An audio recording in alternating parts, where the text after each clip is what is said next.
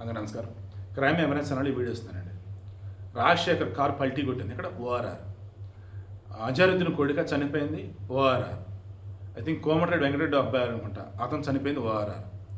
చెప్తూ పోతే top most celebrity మొన్న మంచి పాపం ఆమె సాయన్ వాళ్ళ కూతురు లాస్ట్ నిందితాను పాపం అమ్మాయి చనిపోయింది ఓఆర్ఆర్.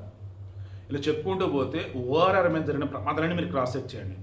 అన్నీ ఓవర్ స్పీడే. ఇప్పుడు మాగంటి గోపినాథ్ పాపం ఆయన చనిపోయి 1 year కూడా అవుతుందో లేదో తెలియదు.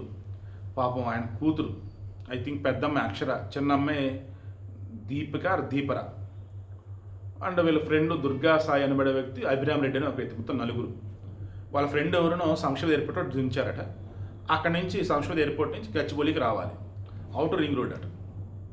వాళ్ళు వస్తున్న స్పీడ్కి ముందు ఒక డీసెమ్ వెళ్తుంది. ఆ డీసెమ్కి ఏదో ప్రాబ్లం ఉండి టైర్ ఏదో లూజ్ అవటం ఏదో జరిగిందట. దాంతో స్లో అయింది. వీళ్ళు వెనకాల ఫాస్ట్గా వస్తున్నారు. డీసెమ్ సడన్గా స్లో అయింది. దాంతో డీసెమ్ని కొట్టేశారు. అక్షర ఇప్పుడు ప్రాణ పరిస్థితులు ఆసుపత్రిలో ఉంది. రిమైనింగ్ వాళ్ళకి గాయాలైంది. ఏంటంటే క్రాస్ చెక్ చేస్తే ఓవర్ స్పీడ్. ఆ ఓవర్ అవుటర్ రింగ్ రోడ్డు మీద స్పీడ్ బ్రేకర్లు ఉండవు. అండ్ మోరర్ మలుపులు కూడా అంతే ఉండవు. ఒకటే అసలు దూసుకెళ్ళిపోవాలి. నేను మ్యాక్సిమం సిటీలోనే తిరుగుతుంటా. మొన్న మధ్య తెనాలి వెళ్ళాల్సి వచ్చినప్పుడు మా ఫ్రెండ్స్ వచ్చింటే నేను కేసర్ టోల్గేట్ మాకు దగ్గర టోల్గేట్ దాన్ని ఎగ్జిట్ దాన్ని ఆడికి వచ్చారు, వెళ్ళాం. ఆ వెళ్తున్న మూమెంట్లో మధ్యలో ఒకసారి ఎక్కడో కారు ఆపాల్సి వచ్చింది. ఆపి చూశాను కదా బాబోయ్, ఏ మాత్రం రోడ్డు మధ్యలో ఏదైనా ఆలోచిస్తూ వెళ్ళామంటే లేచి అవతల పడిపోతాం. అంత స్పీడ్ వస్తున్నారు ఒక్కొక్కరు అయితే. అసలు రోడ్డు దాటాలంటేనే బాడీ షేక్ అయింది నాకైతే కాసేపు.